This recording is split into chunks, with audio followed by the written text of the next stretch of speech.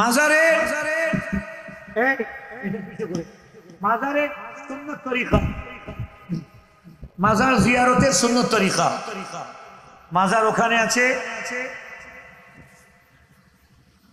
আসসালামু আলাইকুম ইয়া আহলাল কুবুর মিনাল মুমিনিনা ওয়াল মুমিনাত ওয়াল মুসলিমিনা ওয়াল মুসলিমাত। তাহলে আসসালামু আলাইকুম ইয়া ওয়ালি আল্লাহ। একাধিক মাজার হলে আসসালামু আলাইকুম ইয়া আউলিয়া আল্লাহ বললে মাজারকে টাচ করিও না, দূরে থাকিও।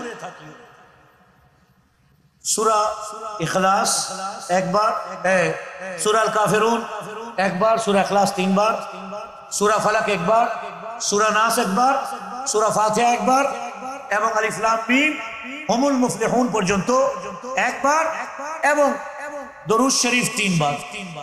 দরুদ শরীফ 3 বার পরে আমার আলা হযরতকে জিজ্ঞাসা করো, আলা হযরত আমি কি মাজার টাচ করব, চুমু দিব? বললেন না, তুমি গুনাহগার, উনি আল্লাহ তাআলার ওলি, তুমি নাপাক, উনি পাক, সুতরাং দূরে থাকো, আল্লাহ তোমার মনের কামনা পূরণ করে দেবেন।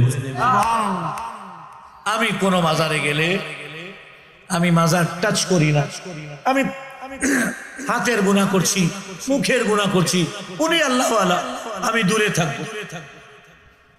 প্লাস কোন কোন জায়গায় দেখবেন মাজারকে তাওয়াফ করতেছে। তাওয়াফ খানা কাবা ছাড়া নবীজির মাজার, নবীজির রওজাতেও তাওয়াফ করা যাবে না। তাওয়াফ বুঝেন, গোল ঘোরা, 7 চক্কর, যেখানে হোক। আমি কারো নাম নিচ্ছি না, সমস্ত দরবার আমাদের মাথার উপর, আমি কোন দরবারের নাম নিচ্ছি না। তো এটা হচ্ছে আমাদের মুশকিল কি, পৃথিবীর সবচেয়ে বড় মুফতি তোমাকে একটা ফতোয়া দিয়ে যাবে আর তোমার দাদা পীর কানে বলবে বেটা ওটাই কর যেটা আমি বলতেছি, ওই মৌলভী কি জানে, তুমি ওটাই করবে, ঠিক না? না, মনের মধ্যে ইরাদা করো, কোরআন হাদিসের বাইরে আমার বাপ বললেও আমি মানবো না। এটার হাদিস কি কোথায়? লা তাআতাল মাখলুকি ফি মাসিয়াতিল্লাহ, কোন মাখলুকের অনুসরণ করা যাবে না আল্লাহ তাআলার নাফরমানির বিষয়ে। যেমন আব্বা বলে কিংবা আম্মা বলে বেটা দাড়ি রাখিস না, আপনি দাড়ি রাখবেন, কারণ দাড়ি রাখার আদেশ আল্লাহ এবং তার রাসূলের। কথা বুঝে আসে? আম্মা যদি বলে এ বেটা বৌমাকে বোরখা পরাইস না, দেখতে বুড়ি লাগে, বলে না মা মাফ করবে, তোমার জুতা আমার মাথার উপর, কিন্তু এই বোরখা পরানোর আদেশ আল্লাহ রাসূল দিয়েছেন, এটাকে আমি না করতে পারবো না। কথা বুঝে আসে?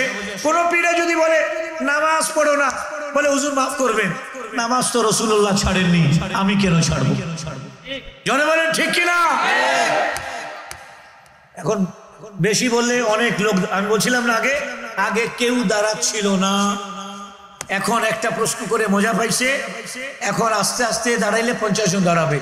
ওয়ামা আলাইনা ইল্লাল বালাগ, ওয়াসসালামু আলাইকুম ওয়া রাহমাতুল্লাহি ওয়া বারাকাতুহু। ক্যামেরাম্যান ওয়ালা কোনো প্রশ্ন করে নাই, ক্যামেরাম্যান ওয়ালা শুনো, এরা প্রশ্ন করে নাই, কারণ এরা অনেক জানে।